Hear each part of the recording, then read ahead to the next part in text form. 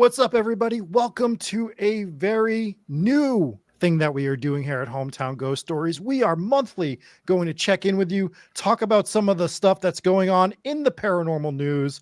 Myself, Rob Coakley, joined by Jesse Wilkins. Hello, Rob. Thank you for having me. And Dave Wilkins. Hello, Rob. Thank you for having me. God damn it. I hate that you're both the same. Anyways, that's not the paranormal situation we're talking about today. We've actually we've pulled some paranormal headlines from the last few weeks, last few months to talk about here on the show and just kind of break down some different stuff. Not just ghost. We're going to be covering anything within the paranormal realm. I'm pretty excited to do this. I think we are going to find some fun stuff to talk about. What do you gentlemen think?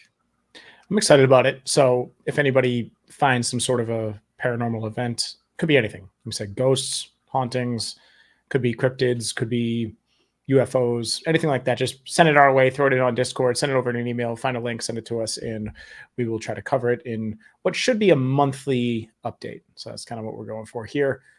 I like this because this is something that we kind of do in haunted headlines, but haunted headlines, we try to go like way back in the day and pull up things from 100 years ago or so on and so forth. So this is a little bit different. This is more so current events. What kind of things are happening? We're getting a big increase on UFO sightings. So I think we'll have some of that in this episode, but let's kick it off with a ghost story. Dave, you got something for us?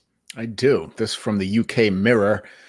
Headline is Eerie CCTV leaves haunted tea shop owner spooked after milk jug is thrown from the shelf.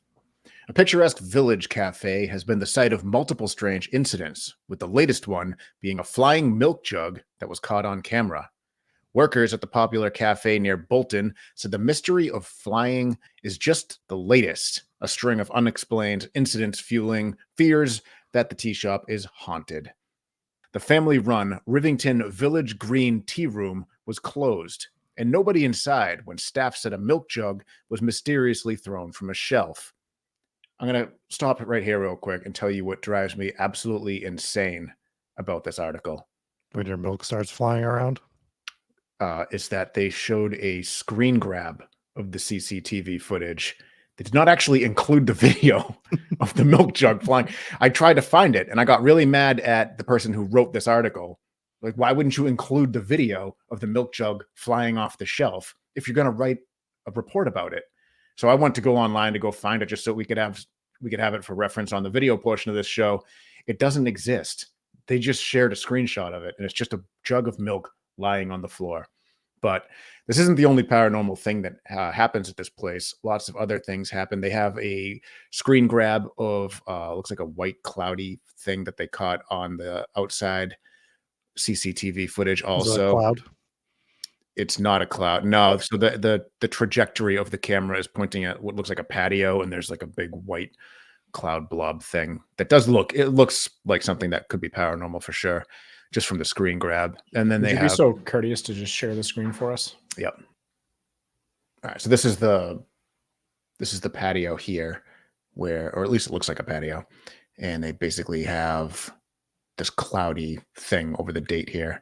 So in the screen grab, it kind of just looks like a blur on the screen, but I'm guessing the video, which they so graciously didn't include for us, it probably looks a little bit creepier, would be my guess.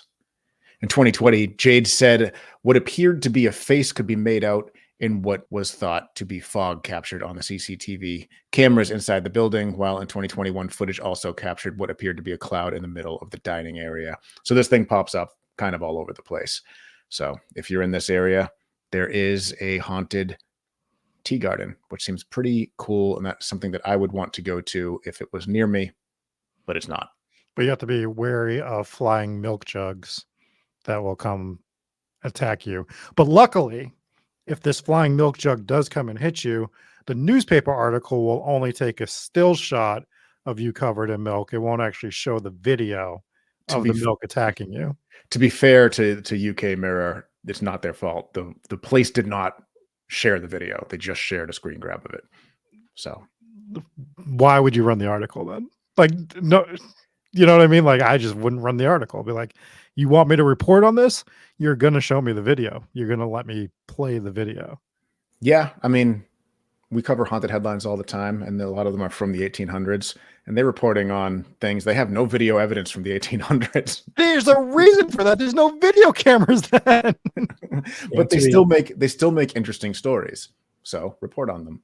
To be fair, it's a good story, and you don't want to discount the paranormal stuff. But what discounts the story itself is you not sharing the video. So I am curious if that video exists anywhere. If it does exist, we'd love to see it. Obviously, it was captured on camera. You should have the video file of it somewhere. So that does make it seem a little bit fishy, which I don't like, because this is a pretty cool story. Them seeing a face in the mist. If you look hard enough at any picture, you can find a face in anything, really. So that I don't really see too much in that, but it doesn't mean it isn't a haunting. So in the mist kind of showing up all over the place does, it's what we look for, which is something, consistency. For sure. It does kind of feel like maybe like the kid of the shop owner spilt the milk and they get confronted and they're just standing there over it, and the parents come in, they're like, "What happened in here?" It's like, "You'll never believe this. There was a ghost." And the parents just fell for it for some reason. Yeah, the parents are like, "Go get the footage." He's like, "Okay." They deleted the footage, but took a picture. Don't even get the footage. Call the newspaper and tell them. Like, it's almost like the parents were playing back at them. Like, "Oh, a ghost did it? Then I want you to tell the newspaper, and I want them to write a report on it." Get UK Mirror on the phone right now. Get Chris Slater and Joe Smith, news reporters. This article was January 13th, 2024. So a couple weeks ago. That is pretty recent. Where was this? This was in, I just had it, Rivington Village, which is in Manchester. Oh, okay. Or near Manchester. Very cool. There was a ghost knocked over the milk jug. Near Bolton. I just came from Bolton, and then a ghost came over here and knocked over the milk jug. It must have been a ghost. I got a picture. Hey, do we want to get into our next story? We did. Yes. All right. Let's go ahead and do the one that I have for us. And this one is titled "Haunted Mermaid Mummy from Japan is a gruesome monkey fish hybrid with dragon claws, new scans reveal." Oh. I'm all in. It's a very concise title. Is it for sale on eBay? This was written in October 31st of 2023, so just a few short months ago, by Harry Baker. And not concise, but super specific. Yeah. "Haunting mermaid mummy from Japan is a gruesome monkey fish hybrid with dragon claws." This is like 3 months ago. You don't have to read in the 1920s voice, Rob. That's what we sounded like 3 months ago. That's true. Scientists have scanned the mummified remains of a supposed mermaid from Japan. The initial results suggest it is a horrifying mix of fish, monkey, and lizard parts. How? We do have a picture here of this mermaid monkey, if you're looking here, with its dragon hands. For those audio listeners, it looks like goose shit. It looks like Has a Mr. Hanky from South Park. It looks like it has one giant goose nipple right in the middle of its chest. It does. A mysterious, malevolent-looking mermaid mummy that was brought back to the U.S. from Japan more than 100 years ago appears to be a mix of fish, monkey, and lizard parts that have been joined together like Frankenstein's monster initial scans suggest. And I'm just going to call a timeout right now, because obviously, like, are you looking at this thing? Clearly somebody took a monkey, a fish, and some lizard hands and put it together. Yeah, we so needed a this thing sign. Yeah, it wasn't born like this. This is what they did 100 years ago for freak shows and stuff, was they would take things and they would just put them together. They'd paint stripes on a donkey, call it a zebra, or they would literally take these things and sew them together to say it was some sort of a cryptid that they found. Right. The haunting mummy, which is around 11.5 inches long, is known as the Fiji mermaid due to its similarities with an object of the same name, supposedly acquired from Fiji by controversial showman P.T. Barnum in the 1840s. There it is. The mummy was purchased in Japan by an American naval officer who donated it to the Clark County Historical Society in Springfield, Ohio in 1906. Documents supplied to the society with the mummy suggest it dates back to the mid-1800s. Now, for the first time, Researchers have investigated the mermaid's identity by carrying out X-rays and CT scans on the disheveled remains. I could have told you this without doing X-rays and CT scans. I mean, as soon as you mentioned P.T. Barnum, I mean, he was a showman and he put on a show. And part of that show was exactly what I just said, which was fabricating things. And people knew that it was fabricated stuff. They knew that this wasn't a real 900-pound man and that they would stuff up, you know, an already oversized person. They would just stuff him up a little bit to make him look a little bit bigger. They'd put the tall man who was already tall on stilts. This is what Barnum did. And he put on a show and he didn't hide from it. This was just what it was. Yes. That's how the circus was created. So these scans allowed us to see the mummy in almost every dimension in the hopes to see what was inside it. Project leader Joseph Kress, a radiographer at Northern Kentucky University, told Live Science. And we get a nice X-ray of this thing, which is pretty fun. I hope that you jump over to YouTube if you're listening. For audio listeners, it looks like if you were to take an X-ray of one of your kids' toys. It does. It's like a demonic duck. The initial investigation found that the mummy appears to be made from the head and torso of a monkey sewed onto the decapitated body of a fish, while the mermaid's hands are the clawed legs from a lizard. Most likely. You know what the head looks like? It looks exactly to a T like the doctor guy in the wheelchair in Nightmare Before Christmas. Oh, it does. It literally looks like his head. It does. Most likely a Komodo dragon, Kress told Live Science. Yeah, I still could have told you all this without X-raying it. Don't need scientists to be. They have nothing to do. There's so many studies out there. I'm like, what were they doing? That's kind of cool though. So I think this is one of those things where I'm like, well, fine, because this thing's pretty cool. Mm-hmm. The scans also revealed a pair of wooden stakes inside the remains, one running from head to tail and another across the shoulder blades, which were presumably added to keep the creature intact. The researchers are currently trying to reconstruct a more detailed model of the mermaid and its individual parts from the scans. Once the models are complete, the team plans to send them to zoos and aquariums to help identify the components on a species level. Good luck. This is not the only mummified mermaid to have undergone intensive scans recently. In March 2022, researchers analyzed a similar specimen that was unearthed in a hidden box in a Japanese temple. Researchers initially expected that this mermaid, which was 12 inches long and dates to the mid-1700s, was also a monkey-fish hybrid, but subsequent scans this February revealed that the mummy was predominantly made from cloth, paper, and cotton, painted with sand and charcoal and held together by metal pins. Various animal parts, including mammal hair and fish skin, were stuck to the outside of the doll. Both mermaids. I'd love to see this thing when it was freshly made. Yes, probably looked much different. Both mermaids most closely resemble Ningyo, mythical fish-like creatures with human heads. In Japanese mythology, a woman is fabled to have lived for 800 years after eating one of these fictional beasts, and so the creatures became a symbol of longevity. It is therefore likely that fishers made the cryptid concoctions to sell them to wealthy people looking to prolong their lives. Live Science previously reported. So there is a story of science debunking a cryptid that didn't need to be debunked because we could have looked at it with our eyeballs, scanned it up and down and said, yeah, it looks like somebody took a monkey, sewed it on a fish and put some lizard hands on it. And they ran these scans that probably cost thousands of dollars to do. That's what I want to know is who is paying these guys. So if it's freelance work and they're like, well, I got all this cool equipment, we're going to use it to scan this fucking thing, then I'd be like, yeah, that's cool. I want to hear all about it.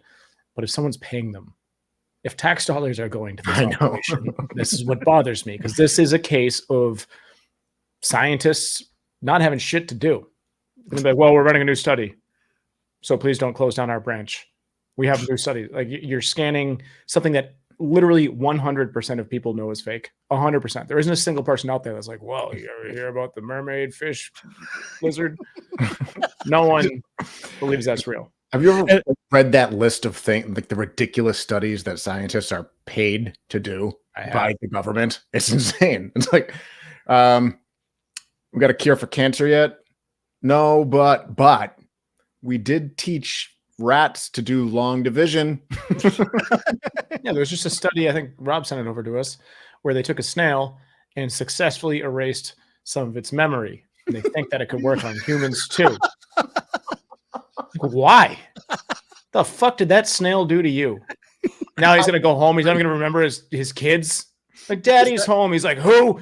Get out of my house. Is a snail's memory testable? How do you? Do snails even have memory? Oh, what are they remembering? What they passed 3 hours ago and 1 inch back? God, it's been a long day of traveling. The snail's just going in circles or something. Oh shit! How much time he's wasting? Yeah, it's just one of those studies that didn't need to be done. But for this one, I'm on board. For this one, I like because it's a cool creature. It's just nobody thought it was real. Yes. My favorite headline of all time was scientists taught mushrooms to send emails when they detect landmines. Real article and actual science, because like fungus can communicate, and they found a way to like make the mushrooms be able to communicate. They gave him a fucking laptop. How are they sending emails? I don't know, but it's real. I'm gonna find it right now. See, that's useful because if landmines are out there, you got to find the 100% landmines. I would just never look at a field and be like, well, maybe the mushrooms can tell us. This is wacky. I mean, that is part of the entire premise of the zombies in The Last of Us, right? Because there's some sort of fungal and they can communicate sort of the way that funguses communicate. So, so when the zombie apocalypse breaks out, you can forget about the landmines because the mushrooms are going to tell the zombies. That's what we've gotten to the bottom of here. This is why we are professionals.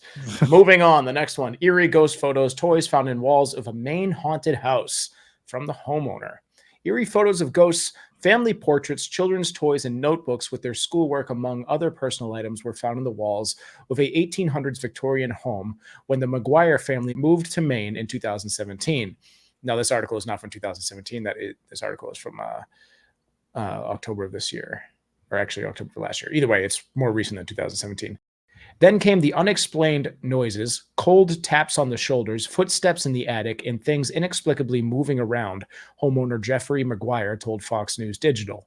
The locals in Holton, Maine, told McGuire and his wife that their new home, quote, was always known as the haunted house, he said. One woman told them she used to see children in a window. Quote, my wife saw a woman standing in the window. And then there were other times she saw a man's face or a boy's face, McGuire said. We heard footsteps and loud things above us. Voices called my wife's name. We woke up in the morning and lights would be on. Cabinets were open and things were knocked over. My wife has heard tapping coming from the basement. So we do have some photos to share for those of you on YouTube. For audio listeners, we will describe what we are looking at here. So this is one of the... I don't really see anything in this photo, but Jeffrey McGuire's wife took this photo of their house and said she saw a ghost looking back at her in the windows. So we're assuming it's up there. I don't really see a face. Let's see if we can zoom in here. How about that lower window? Yeah, I see a face. Wow. Zoomed in images of the window taken by Jeffrey McGuire's wife show that the couple believe that these are shadowy ghosts staring out the window. So for audio listeners, we'll post this in Discord and on Twitter. It does. It looks like a woman. It looks like she's frowning. And it looks like she's wearing a big, giant, like Russian fur hat. Or has a big Marge Simpson style. Maybe Marge Simpson hair. Or that's just not her hair at all. I can kind of see the outline of a head right above here. So it kind of looks like there actually might not be a lot of hair. That might just be a black spot. However, I see one of these seeing faces things. I also see a face in this window. In fact, I see 3. So it's very difficult. And I'm sure if you stare at any of these spots in the window long enough, you could see them. But obviously the most pronounced one is in the top right of this photo. And it very much looks like a woman, probably too small, judging by the size of that window, that's kind of looking through. And it definitely looks like it. So even before the McGuire family settled into their new home, one of their contractors who found all of the personal belongings and pictures in the walls during renovations was freaked out, he said. Quote, we hired a bunch of contractors to work on the house. One of them started saying things like they felt something cold touch them on the shoulder, McGuire said. Our old contractors were afraid to work in the house alone. We hear that a lot here on this show. Absolutely. So, however, the renovations continued. The attic and second floor were gutted and stripped down to the studs. McGuire said the allure of the 12-room 1887 home's beauty and its proximity to the Canadian border seduced his family, and they stayed despite the ominous signs and shadowy roommates. That's what happens when you get seduced by a house. They even called Reverend Terrence McGillicuddy to perform a Christian cleansing of their home in Okay. 2019. Now we know it's not real. Nobody's last name is actually McGillicuddy. I went to high school with a guy. Yep. Last name was McGillicuddy. It was a plant.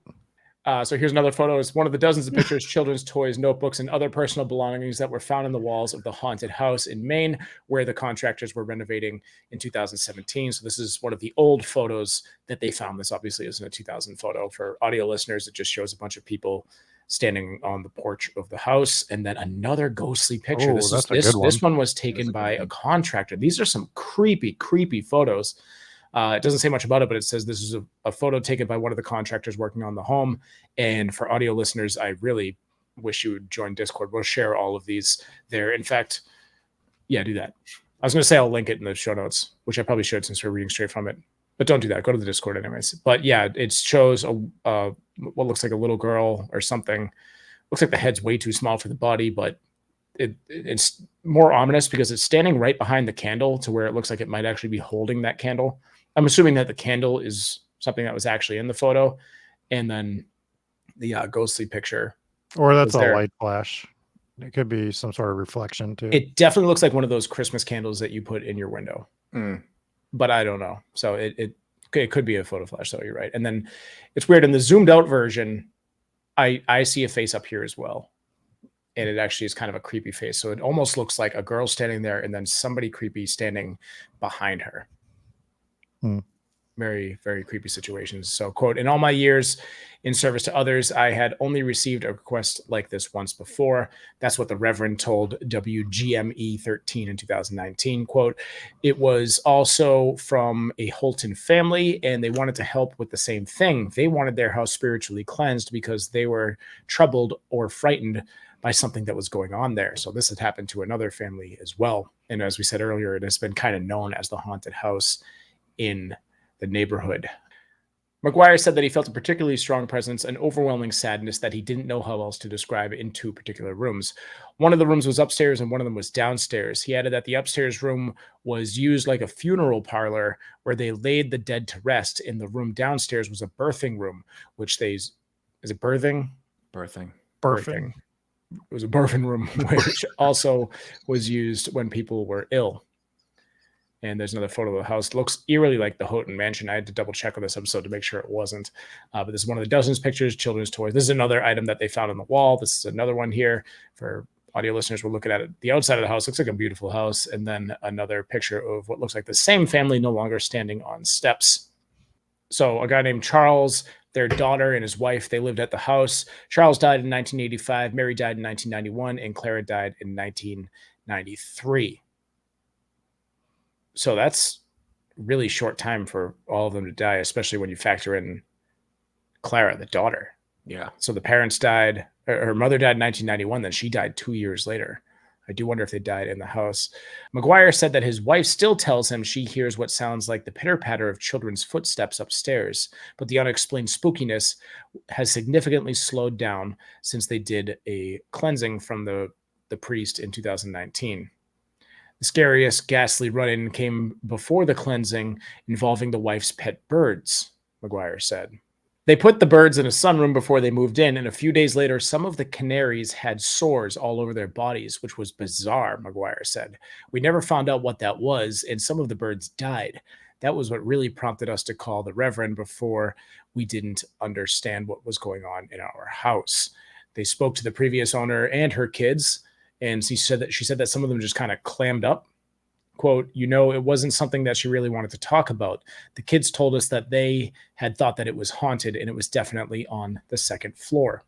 And the story goes on. Fast forward to 2022, 2023, when the McGuires set up cameras around their home, even though the uneasy, unexplained phenomena has slowed. However, they still hear noises or things that they cannot explain. Quote, I was never a believer in the supernatural. I've always been a skeptic of these things. But after moving into our house, I definitely believe in ghosts. I do not have any doubts that they exist. Yeah, that's an interesting story. And what I found compelling at the end of it is where they said that they're not seeing as many haunted things in the house. And I wonder if it's more so that they're used to it, right? Maybe I think their implication is that after they did the cleansing, everything slowed down. that's fair too. But I also wonder if some people like just get so accustomed to the hauntings in the house that it becomes almost second nature. Not everybody, clearly. Like I never got used to my grandparents' house, but I think if you live somewhere long enough, some people might just be like, it's the ghost. That's how my grandma was, right? When we would talk to her about it, she was just like, it's just the ghost. It's whatever. True. Yeah, I think for some people it might build tension and fear over time, but for others, they do get used to it. So I found that pretty cool overall. Super cool story, finding stuff on the walls. The apartment I'm in now, we were renovating. We found a letter in the wall from the early 1900s, but seems as though they were finding a lot more cool stuff, toys and pictures and everything else like that. Well, the one thing that's like the most jarring thing about this story is 100% the ghost photos that they've captured. Yes. They don't look photoshopped. Sometimes you see these and they just look brutally, obviously photoshopped. These don't. And they're quickly easy to make out. There's other ones that you see. You kind of get three spectrums here. You get one spectrum, which is a ghost in a window that you kind of really can't see. If you need somebody else to explain it to you, that's not a great ghost picture, but it could be ghost pictures. You got the ones in the middle, which are like what we have here, which are very clear images of something that still looks authentic. Very, very, very scary pictures. And then the third ones are just the ones that are most obviously photoshopped. And you've got to call those out when you see them, because otherwise people are just going to keep doing it for a news headline or a bunch of likes on Instagram or something like that. Right. That was a cool one. That is a very scary story overall. I wonder if they will let us investigate that house since it's in Maine. And I want to say it's not that far away. And then you start looking at some places in Maine from where we are, and it's like, oh, that's a 15-hour drive. Yeah, and then you have to take a canoe over somewhere. And you're just like, fuck. All right. Can't rule it out in Maine. Yep. Relax, Maine, with your weird towns and geography. Well, here we go. I'm going to call an audible real quick. I had two other stories that I had. I could save them for next time, but I pulled up this article, and this is the glowing bacteria detect buried landmines. And only because we referenced it earlier. It's really not paranormal. It's actually quite scientific, but it sounds so fake that I have to back it up with an article that's very short. And this is on science.org, which sounds either very legitimate or very made up. More than 100 million landmines lay hidden in the ground around the world, but glowing bacteria may help us find them, according to a new study. The approach relies on small quantities of vapor released from the common explosive TNT. Previously, researchers engineered, I'm not going to be able to say that word, it's something very scientific. It looks like it says Escherichia coli, pictured. Nailed it. Yep, definitely. A bacterial species abundant in the environment and in mammalian intestines to glow green upon detection of DNT, a byproduct of TNT. In a study published by Nature Biotechnology today, the same team reports on a small field test with mines buried in sand and soil whose triggering mechanisms were removed. My triggering mechanisms have been removed for a long time. Yeah, for sure. I don't get triggered about anything. The scientists loaded about 100,000 DNT detecting bacterial cells into a single bead made of polymers derived from seaweed and sprinkled these beads over the landmine at night. 24 hours later, they used a laser to remotely detect and quantify fluorescing bacteria from 20 meters away. I'm glad they used a laser this time. I thought since we were just using seaweed, maybe they were just tossing coconuts at it or something. Yeah. So this article kind of breaks down the science of a little bit. I've seen that they do it with sounds like, as a nuclear physicist, I'm just going to weigh in. It sounds like they threw all these beads out there, and then over time, the beads that detected the landmine started to glow. No, it's glowing. All right, well, let me tell you how a nuclear core works and how the rods can slow down the reaction. We're waiting. Yep. I just did. Oh, thank you. Thank you for clearing that up. But yeah, that's the gist of it. Wait, I thought you were going to tell me whether I was right or wrong. You are correct. Of course I'm correct. I don't know. I just did you both just say I was wrong? I didn't say you're wrong. When did I say you were Sometimes wrong? my science brain starts getting into science mode and I kind of forget these things. It's important for scientists to forget things. Yes. So that is our first journey into some current paranormal events. We will be doing this again. Please get these articles into us. We will read them live on this show, usually about once a month. Until next time, I've been Rob with Dave and Jesse. We'll see you later. Peace.